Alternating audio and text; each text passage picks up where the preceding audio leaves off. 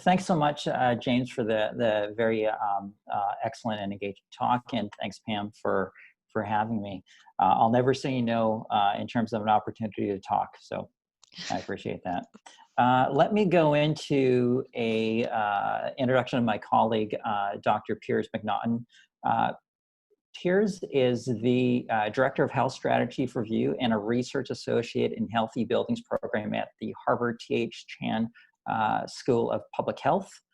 At VIEW, Piers leads the research program in health and wellness and provides strategic guidance on product development. His research focuses in on the influence of the built environment on occupant health and productivity.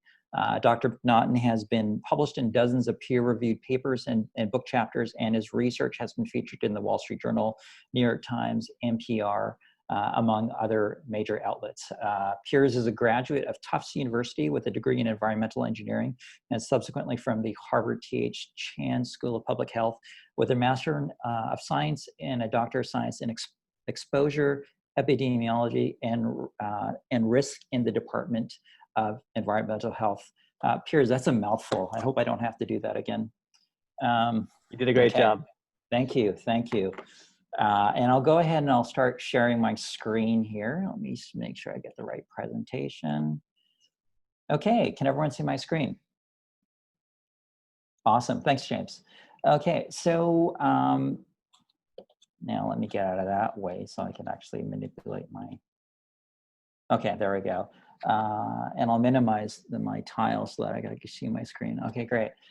So VIEW, we're a technology company and a nanotechnology company. We were started in 2007, and we were in R&D mode for a number of years. And now we've been shipping commercially for about 5 years. We're installed in 65 million square foot of built environment, and we have a lot of products on the go. One of the things that I'm actually really proud of is that we just crossed our 1,000th patent. So that's a really cool thing to be involved with a company that focuses so much on R&D. In terms of our four foci, number one is listed as comfort, wellness, productivity. So Piers will handle that part of the discussion. I'm going to speak about sustainability and energy efficiency. And then we also cover asset utilization, and we have a major focus in terms of IoT and smart buildings, because if you look at the previous slide, this is, 1,000 patents. A lot of the IoT stuff is focused in on that. I would love to share a lot of details with you on that, but it's not public yet, but it's going to be shipping a little bit later this year or next year. So subsequent, if Pam allows me and if Tanya allows me, I'd be happy to be able to update people. We'll just touch on that for a bit. But essentially, if you think about your smartphone is glass, it's hardware, there's software, there's electronics, and there's sensors. Buildings are the same thing. So there's no reason why your building can't be your IP connected device. I'll leave it at that. So, what are we solving for at VIEW? On the left here, we have the design intent, and then on the right, you see the reality. The way how buildings are rendered are not necessarily how they're going to be from an aesthetic perspective, but also what I would argue and what Piers would certainly argue from a comfort, wellness, and productivity perspective. And the issue with blinds is that once they're down, they tend to stay down. And you walk through any downtown core, this is what you'll find. Blinds will stay down irrespective of weather conditions.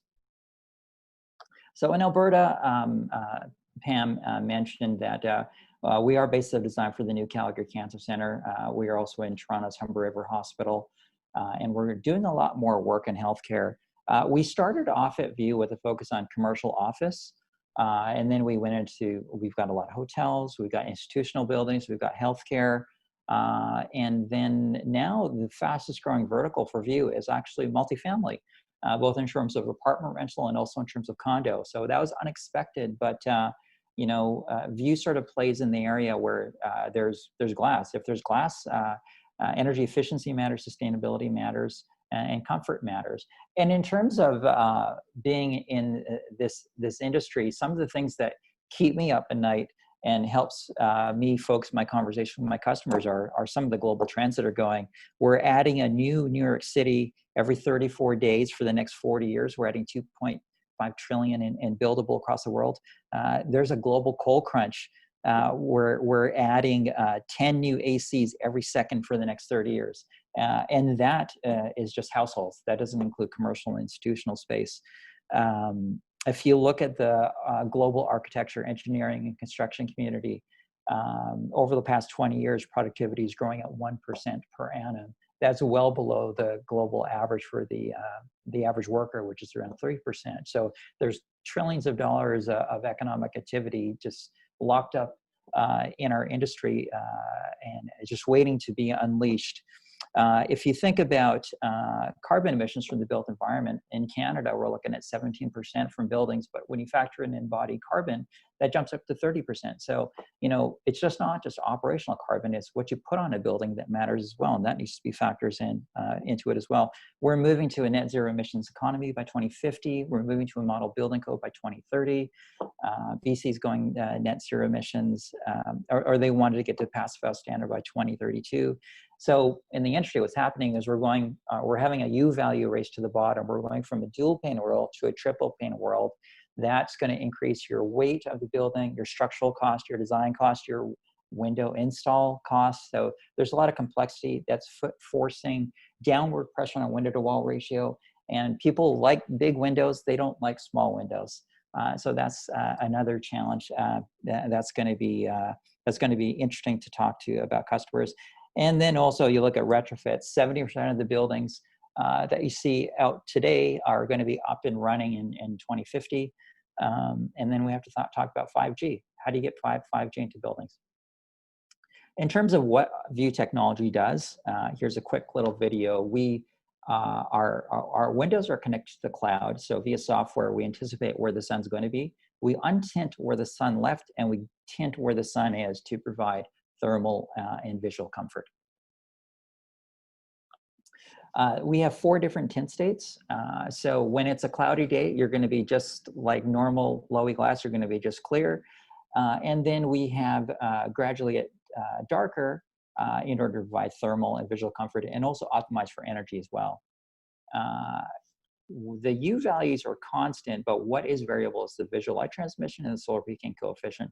This is center glass U value 0.29. However, we can go down to center glass U value 0.12 as well for higher performance buildings. In terms of what View does, we just manufactured the insulated glazing unit, the IGU. We make dual pane, triple pane windows. We make LAMI, low-E, skylights, vertical glass slope glazing. We produce the IGU that fits within the framing assembly, be it curtain wall, storefront, window wall, punch window. And then we have a control system that connects all of our windows to the internet. And then because we're connected to the cloud, we're able to control our system via any IP connected device. So it could be a smartphone, it could be a tablet, it could be a laptop. And Piers, I'm going to stop sharing and I'm going to let you take control. And you're on mute.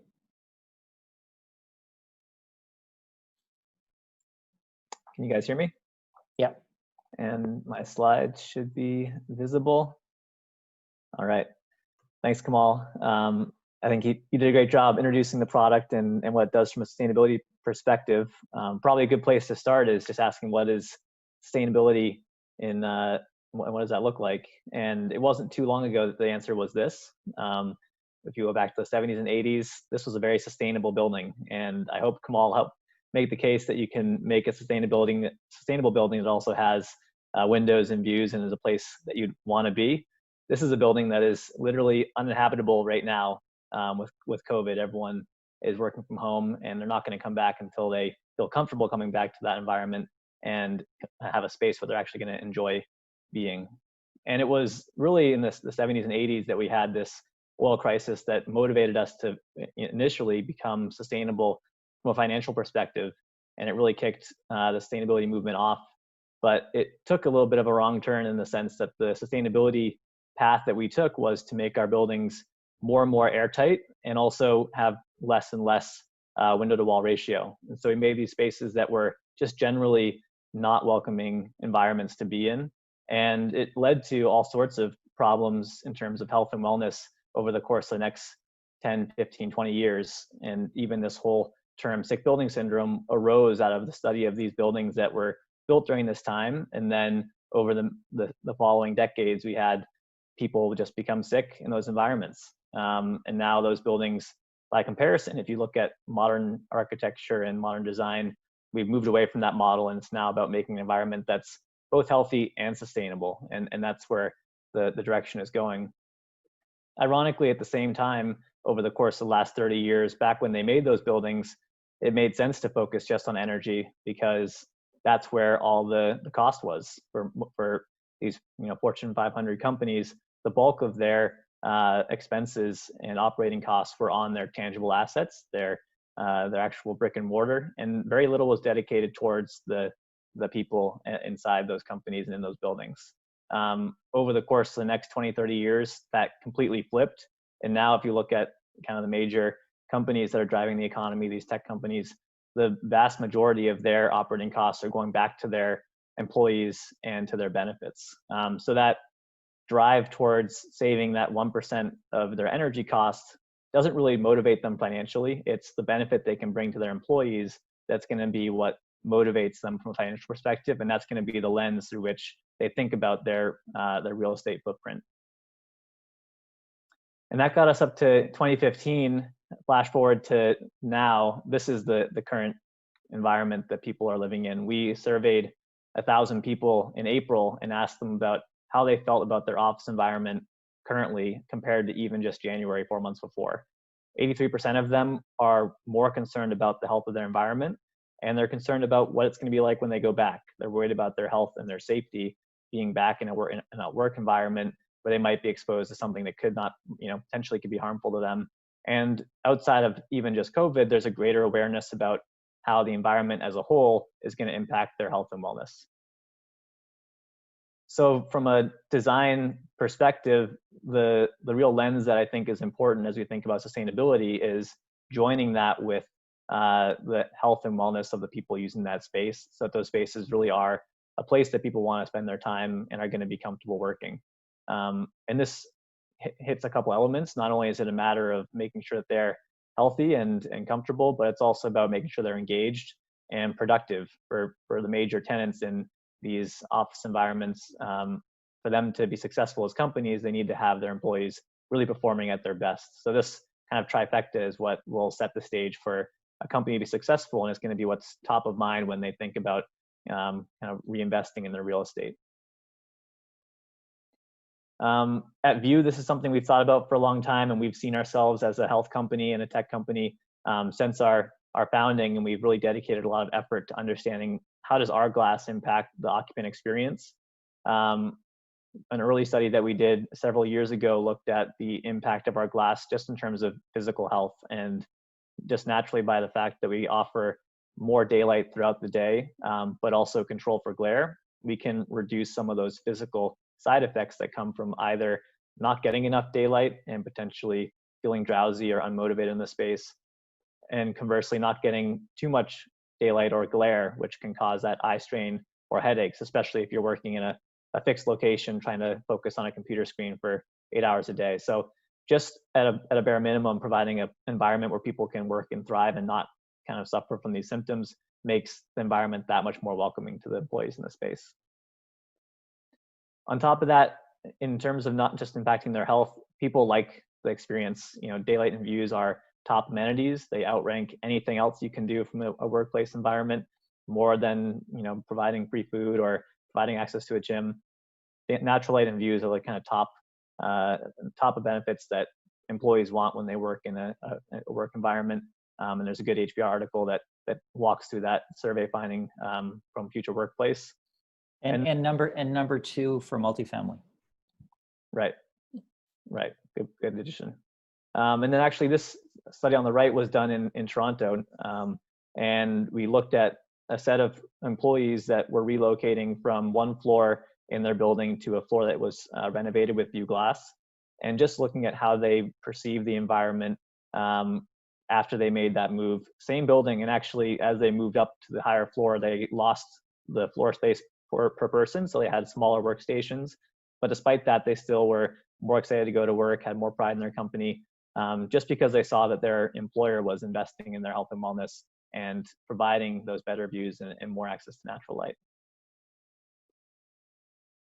And then lastly, I think what strikes the biggest chord with the leaders of these organizations is, what does it mean for their bottom line? And because employees now in the 2020s, since companies are investing 90% of their operating expenses on their salaries and benefits, any marginal benefit that they can bring to their performance is going to vastly outweigh anything else in terms of their lease or their mortgage or the operating costs. So that is something that they're really driving towards improving. They have a whole host of strategies through HR and everything else they do to try to improve performance of employees, but the workplace itself is a key facet of that. This is a study we just completed a couple weeks ago called the Evolve study, in partnership with SUNY Upstate Medical Center and University of Illinois, where we looked at 2 side-by-side office suites, which you can see on the left side there. Everything kind of kept the same, except in one we had blinds installed, the other we had view. And we had participants come and relocate from their traditional work environment to work in each of these 2 office suites for 1 week at a time. And we found that when they were working in that environment, they scored 42% higher on these cognitive stimulations that they completed at the end of each day in the space. And when you map that out against benchmark data of those cognitive tests that were taken previously by over 100,000 previous test takers, you see that their overall performance compared against those other test takers increased by 21%. So you see this really strong signal with 28, 29 of these participants out of the 30 that were there, seeing a substantial impact on their cognitive function just by which environment they were in, keeping everything else consistent. So that's the evidence behind it, and we've done our best to help move the science forward and extend that research to the best of our ability. That being said, there's always a disconnect between what is actually obtained when you invest in your real estate and put in more natural light and views. But that doesn't mean that you're necessarily going to have people be willing to pay that price up front, or at least take that leap of faith. But this study here was done in Manhattan, looking just at rental prices for different floors and buildings throughout Manhattan, and saw that those that had better daylight autonomy and better daylight access in their space demanded a 5% higher rent than those that didn't. So not only are we showing that there is a concrete benefit to people's health, engagement, and productivity, if you look already just at how people view real estate, the sites and properties that have access to views and have natural light are the ones that are already demanding a rent premium. So this is something that the market has perceived and has valued and are willing to invest in. And that will only increase as health and wellness becomes more and more of a focal point, especially with COVID now changing the way people look at their real estate, and people are much more aware of how their health is going to be impacted as they go into the office. So I'll stop there, and we can turn it back up for questions.